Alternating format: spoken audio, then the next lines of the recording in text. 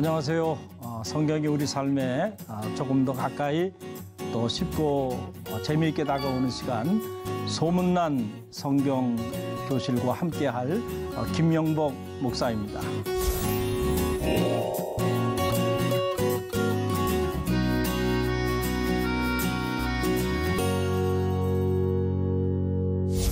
우리가 지난 시간에는 마음이 청결한 자의 행복에 관한 그런 이야기를 나눴는데요. 오늘은 평화를 만드는 자의 행복에 관한 그런 말씀을 함께 나누도록 이렇게 하겠습니다.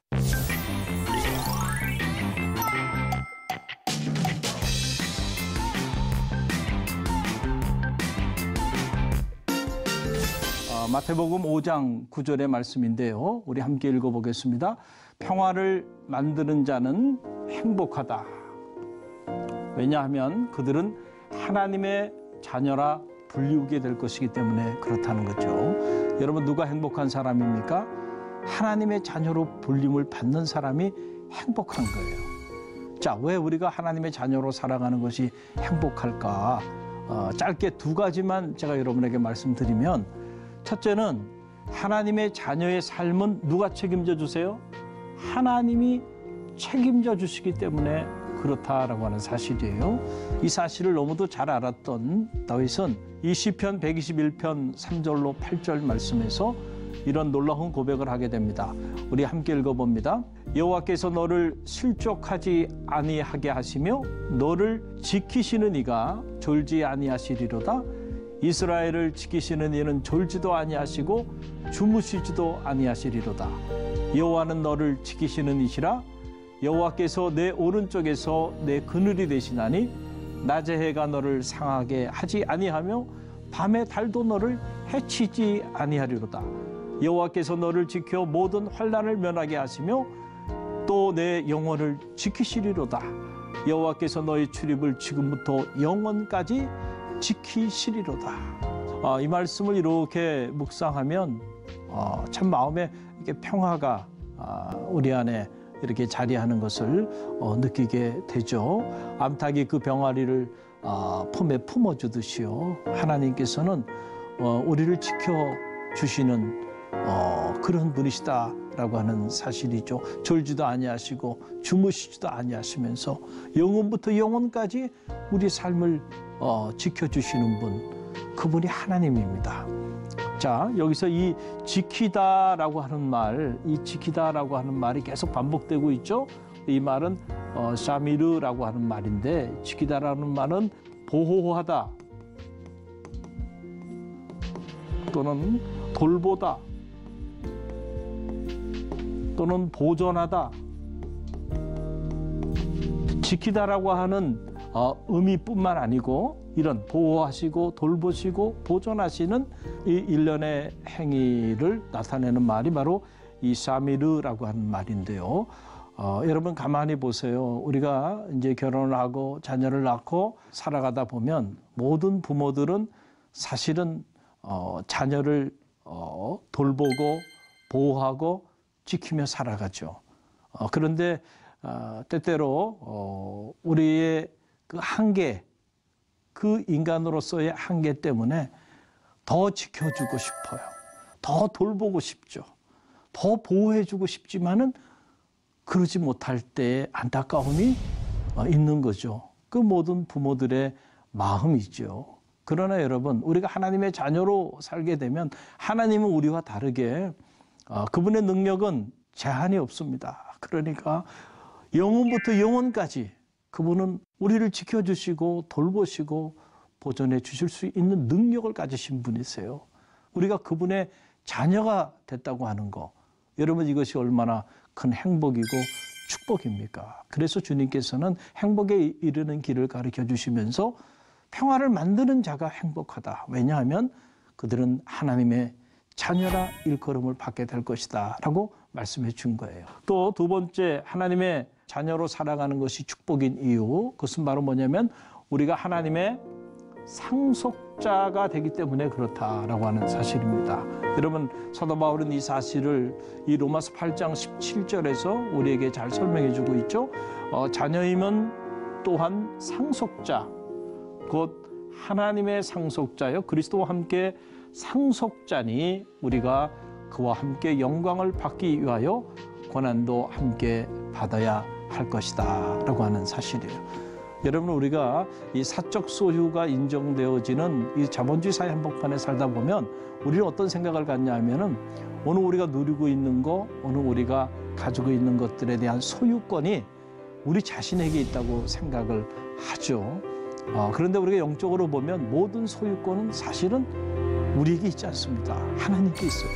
이 땅도 마찬가지예요. 여러분, 땅이 어떤 특정한 사람이나 특정한 단체의 것이라고 생각할 수 있지만은 그렇지 않아요. 하나님의 것입니다. 하나님께로부터 왔고요. 누구도 이 땅의 삶을 정리하고 떠날 때 땅 한 평도 가져갈 수 없습니다. 왜냐하면 진정한 의미의 소유권이 우리에게 있지 않기 때문에 그렇습니다. 우리가 잠시 머무는 동안 이곳에 살도록 하나님께서 잠시 우리에게 허락하여 주신 것의 일부일 뿐이죠. 진정한 의미의 소유권은 하나님께 있어요. 그런데 우리가 하나님의 자녀로 살게 된다고 한다면 이 모든 소유권이 하나님께 있는데 그 하나님의 것을 상속받을 수 있는 자격이 우리에게 주어졌으니 여러분, 상속자로서의 축복이 있는 거죠. 그래서 우리가 하나님의 자녀로 이렇게 불리움을 받게 될 때에 주어지는 축복, 저는 이 두 가지가 가장 큰 축복이라고 생각을 합니다.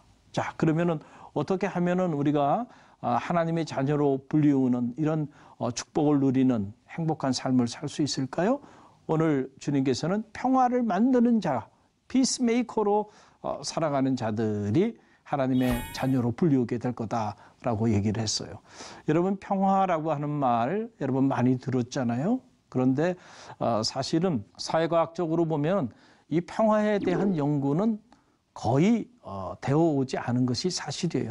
왜냐하면 우리 삶이 평화로운 삶보다는 평화롭지 못한 삶이 우리의 역사이기 때문에 그렇습니다. 그래서 보면 어느 나라든 가면은 다 전쟁사 박물관은 있어도요, 평화사 박물관은 없어요. 왜냐하면 평화를 드러내 보여주고 평화를 기념할 만한 것이 없기 때문에 그래요. 그러나 우리 역사를 들여다보면 다 전쟁의 역사들이에요. 그래서 전쟁에 관련된 기록들, 전쟁에 관련된 박물관들은 많아요. 그러다 보니까 우리가 전쟁에 관한 연구들은 많이 됐는지 모르지만 정작 평화에 대한 연구들이 많이 되지 못한 이런 안타까운 상황에 우리가 자리하고 있는 게 사실인데요. 자, 전쟁이 없는 상태를 평화라고 흔히들 말을 하죠. 그러나 이거는 불완전한 평화입니다. 주님께서 말씀해 주시는 이 평화와 세상의 평화는 차이가 있어요. 우리가 흔히들 이제 팍스 로마나 이 로마의 평화에 대한 얘기를 하는데, 이 로마의 평화는 한마디로 말씀드리면 자, 힘을 통한 평화죠. 강자가 약자를 이렇게 억압하고 그리고 착취를 통해서 이루는 평화입니다. 불완전한 평화죠. 그리고 그리스도와 학파의 이 평화는 어떤 평화입니까? 이거는 탈세상적 평화예요. 이것을 우리가 다른 말로 신비적 혹은 내적 평화라고도 이렇게 표현을 하는데, 그런데 이런 평화와는 다르게 주님께서 우리 가운데 보여주시는 이 평화는 역사적이면서 동시에 이 관계적이고 전인격적인 그런 평화입니다. 자, 이런 평화가 우리의 삶에 자리할 때 우리가 진정 행복한 삶을 살게 되는데요. 자, 그럼 주님이 가르쳐 주신 이 평화에 관한 이야기를 우리가 깊이 있게 이야기를 좀 나눠보기를 원합니다. 구약 성경에 보게 되면 이 평화에 대한 말이 나오는데 이게 바로 샬롬이라는 거죠. 그래서 이제 유대인들은 지금도 만나면 샬롬 하면서 이렇게 인사를 해요. 샬롬이라고 하는 거, 평화, peace be with you, 당신에게 평화가 있을지어다 라고 하는 거죠. 자, 그런데 이 샬롬이라고 하는 이 말은 적어도 세 가지 차원의 관계가 회복될 때 주어지는 평화를 말하는 거죠. 자, 그러면 그 세 가지가 뭘까요? 하나는, 자, 하나님과 창조주 하나님과 우리 인간 사이의 관계 회복, 그 관계 회복을 통해서 주어지는 평화를 샬롬이라고 말을 해요. 그리고 두 번째는 인간과 인간 사이의 관계 회복. 그리고 세 번째는 하나님이 만들어 놓으신 모든 자연 만물과 인간 사이에 주어지는 이 관계 회복. 바로 이 세 가지 관계가 회복될 때 주어지는 평화, 그 평화를 우리는 샬롬이라고 말을 합니다. 여러분 가만히 보세요. 불행하다고 느낄 때가 언제입니까? 언제나 불행을 느낄 때는 언제냐면 관계 단절을 경험했을 때. 자, 이때는 누구나 불행을 느낍니다. 그렇죠. 여러분, 부부간의 관계가 싸움을 해서 파괴됐어요. 부모와 자녀 간의 관계가 파괴됐어요. 성도와 성도 간의 관계가 파괴됐어요. 여러분 신앙생활하면서 목사님과 여러분 사이의 관계가 파괴됐어요. 근데 관계가 파괴되고 나니까 너무너무 행복해. 어떻게 해야 될 줄 모르겠어. 그런 사람이 있나요? 그런 사람 없어요. 우리가 행복을 느낄 때는 언제냐면은 이 단절됐던 관계가 회복될 때죠. 그래서 이 관계의 회복, 관계가 회복돼요. 이럴 때 우리는 뭘 느끼냐면 행복을 느끼는 거예요. 그래서 행복은 관계와 긴밀한 관계가 있습니다. 부부간의 관계가 회복될 때 가정의 행복이 깃들어져요. 성도와 성도 간의 관계, 성도와 목사님의 관계가 회복될 때 신앙생활이 행복해지는 거예요. 친구 간의 관계, 직장 동료와의 관계, 우리가 만나는 사람 사이의 관계가 회복될 때, 무엇보다 영적으로 하나님과 우리 사이의 관계가 회복될 때, 그때 우리가 진정 행복한 삶을 살게 되는 거죠. 자, 하나님과 우리 사이의 관계가 파괴되게 되면 여기서의 존재 위기가 오는 겁니다. 우리 존재 위기가 와요. 이 존재 위기를 극복해야 돼요. 또 인간과 인간 사이의 이 관계 파괴는 소외의 위기를 가져옵니다. 그래서 군중 속에서도 우리가 외로운 겁니다.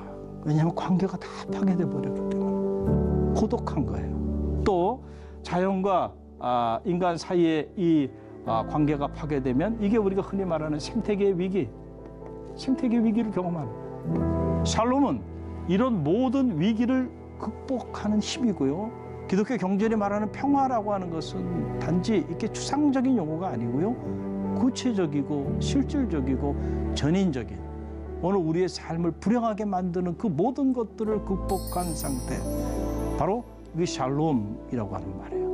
이 세 가지 관계가 회복될 때 샬롬이 임하게 되는데, 그럼 이런 평화, 이런 샬롬을 우리가 우리 힘으로 만들어 나갈 수 있겠는가? 사실은 불가능하죠. 그래서 이 샬롬은 하나님의 은총으로 우리 가운데 주어지는 거예요. 그래서 신학자들은 여기에 대해서 많은 이야기들을 하는데 세계적인 여성 신학자인 로즈메리 루터는 이런 유명한 말을 했어요. 우리 중에 누구도 평화를 만들 수는 없다. 그러나 우리는 하나님의 평화를 섬길 수는 있다. 평화는 하나님의 선물이다라고 하는 거죠. 우리 스스로 피스메이커, 평화를 우리 스스로 우리 힘으로 만들어갈 수는 없다. 하나님과 우리 사이의 관계, 인간과 인간 사이의 관계, 인간과 대자연과의 관계, 우리 스스로의 힘으로부터는 힘들어요. 하나님께로부터 오는 선물이에요. 그래서 우리는 단지 이 평화를 섬길 뿐이다라고 하는 통찰력 있는 이야기를 한 거죠. 그래서 이사야 선지자는 이사야서 32장 16절에서 20절 말씀을 통해서 평화라고 하는 것, 샬롬이라고 하는 것은 하나님의 정의의 열매다라고 말한 겁니다. 우리 함께 읽어봅니다. 그때의 정의가 광야에 거하며 공의가 아름다운 밭에 거하리니 공의의 열매는 화평이요 공의의 결과는 영원한 평안과 안전이라. 백성이 화평한 집과 안전한 거처와 조용히 쉬는 곳에 있으려니와 그 숲은 우박에 상하고 그 성읍은 파괴되리라.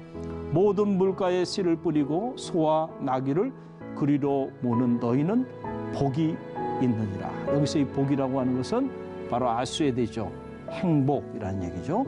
행복이 있느니라 라고 하는 그런 말씀입니다. 그러니까 평화는 하나님의 공의의 열매고 평화는 하나님의 정의의 결과로 우리에게 주어지는 것이다 라고 하는 그런 사실이에요. 그러면 신약에 넘어오게 되면 주님께서는 이 샬롬, 이 에이레네라고 헬라어로는 이렇게 말을 하는데 이 평화가 어떻게 성취되어지는가? 신약 성서가 말하는 평화는 사랑을 통해서 주어진 평화를 말을 하는 거죠. 그래서 누가복음 2장 14절에서 주님은 이렇게 말씀하셨어요. 지극히 높은 곳에서는 하나님께 영광이요 땅에서는 기뻐하신 사람들 중에 평화로다. 주님께서 우리 가운데 오신 이 성육신의 사건 그 자체가 우리에게 평화의 선물로 우리 가운데 오셨다라고 하는 사실이죠. 그런데 주님께서 말씀하시는 이 평화는 주님이 33년의 공생애를 통해서 우리 가운데 보여줬듯이 사랑의 실천적인 삶을 통해서 성취되어지는 그러한 평화죠. 그래서 요한복음 14장 27절에서 주님이 이렇게 말씀하셨어요. 평화를 너희에게 끼치노니 곧 나의 평화를 너희에게 주노라. 내가 너희에게 주는 것은 세상이 주는 것과 같지 아니하리라. 너희는 마음에 근심하지도 말고 두려워하지도 말라. 평화를 내가 너희에게 주노라. 주님이 우리에게 평화를 주시기 위해서 오셨다는 거죠. 바로 여기서 이 평화, 바로 샬롬 말하는 거예요. 주님을 통해서만 우리 하나님과의 관계가 회복되고 사람과 사람 사이에 원수 맺고 살았던 사람과 사람 사이의 관계가 회복되고 우리가 인간의 그 제어되지 않는 욕망과 제어되지 않는 욕심으로 파괴시켜 나갔던 대자연 만물과 관계가 회복되어지는 그런 놀라운 역사가 나타나게 된다라고 하는 사실이에요. 그런데 자, 주님이 말씀하시는 이 평화는 세상이 주는 것과 같지 아니하다는 거죠. 여러분, 지금은 중국 무술 별로 이렇게 영화로 많이 잘 나오지 않는 것 같아요. 근데 제가 중고등학교 시절만 해도 그 중국 무술 영화 이소룡, 항비용 비롯해가지고 많이 있었습니다. 그래서 빼놓지 않고 다 봤는데 중국 무술을 보게 되면 거기 하나의 반복된 시나리오가 있어요. 항상 영화가 딱 시작할 때 보면 누군가 죽어가고 그 죽어가는 사람 바로 앞에 어린 아이가 있어요. 그 어린 아이에게 죽어가면서 이렇게 말합니다. 원수를 갚아다오. 그리고 죽어가요. 그러면 이 어린 아이가 부모의 유지를 받들어서 원수를 갚기 위하여 한을 품고 입살수도합니다. 그리고 그곳에서 이제 무술을 연마합니다.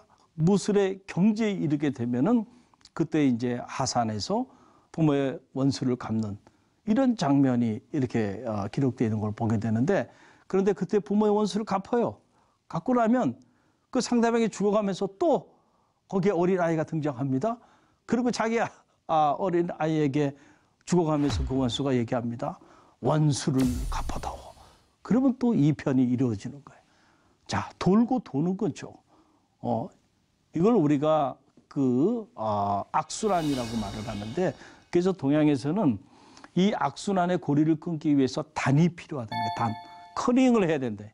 어느 순간에 누군가가 이걸 커링해야 이 한의 고리를 커링해야 이 보복의 그 고리를 커링해야 진정한 의미의 행복이 드리워지게 된다는 거죠. 그럼 어떻게 커링할까요? 원수를 어떻게 용서하고요? 어떻게 잊을 수 있을까요? 사랑밖에는 대안이 없다는 거예요. 주님은 기독교의 성자인 성 프란치스코 우리가 평화를 위한 기도로 널리 알려져 있는 기도문이죠. 주여 나를 평화의 도구로 써주소서.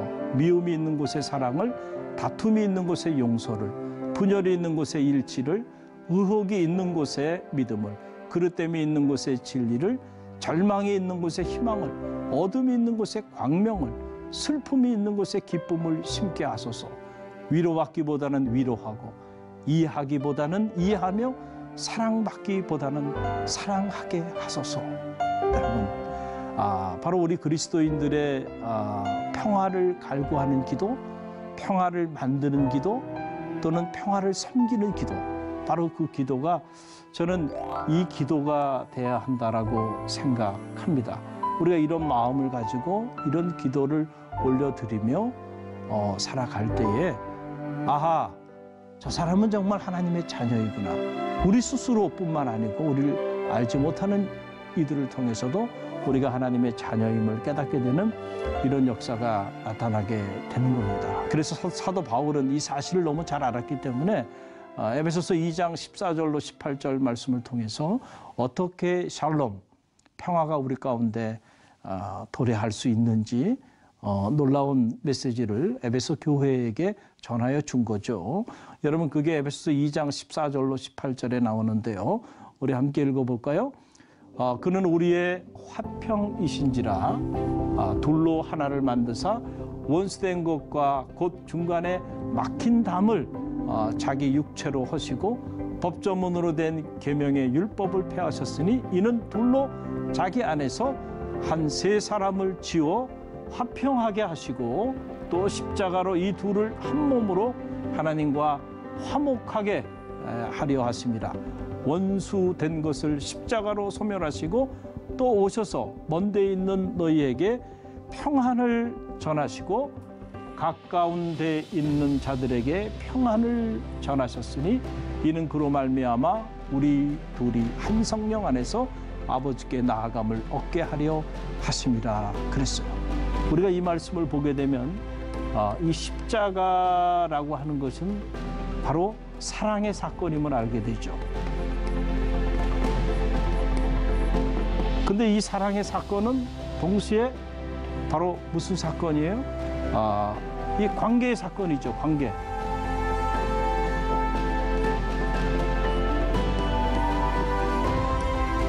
하나님과 우리 사이에 막힌 담을 허무신 사건이죠. 그래서 하나님과 우리 사이의 관계가 회복되고 사람과 사람 사이의 관계가 회복되고 그리고 하나님이 만들어놓은 모든 대자연 만물과의 관계를 회복시켜 주시기 위해서 우리 가운데 오신 분이 누구냐면 주님이시고 그래서 우리가 그 주님을 화목제물이라고도 말하고 중보자라고 하는 말로도 이렇게 표현을 하죠.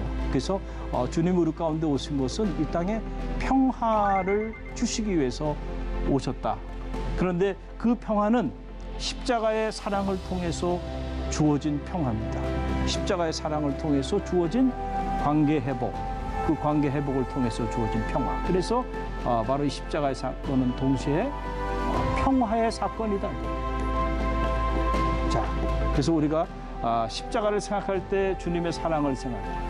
그리고 이 사랑은 언제나 깨졌던 관계를 회복하는 동력으로 작동되게 됩니다. 또 관계가 회복되게 되면 우리의 삶의 자리 안에는 반드시 무엇이 임하게 돼요?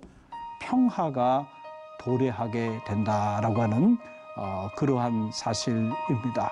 여러분, 기독교의 영성은 평화의 영성입니다.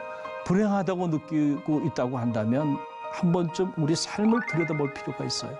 과연 나는 평화를 만드는 피스메이커로 살아가는지 아니면 평화를 깨치는 프로블럼 메이커로 살아가고 있는지 나는 정말 하나님의 은총으로 우리 가운데 주어진 이 평화의 선물을 섬기며 살아가는지 그렇지 아니하는지 우리 자신을 한번 들여다볼 필요가 있다라고 하는 사실입니다. 오늘 이 평화에 관련된 말씀을 우리가 함께 나눴는데요. 여러분 혹시 유익하셨다고 한다면 좀 많은 사람들에게 소문도 좀 내주시고 그리고 또 영상이 유튜브로 올라가게 되는데 유튜브 영상에 댓글도 남겨주시면 성심성의껏 또 답도 해드리도록 하겠습니다. 이제 다음 시간에는 의를 위하여 박해받는 자의 행복에 관한 그런 말씀인데요. 여러분 아무쪼록 또 행복하시고 다음 시간에 꼭 뵙도록 이렇게 하겠습니다. 오늘 수고들 하셨습니다.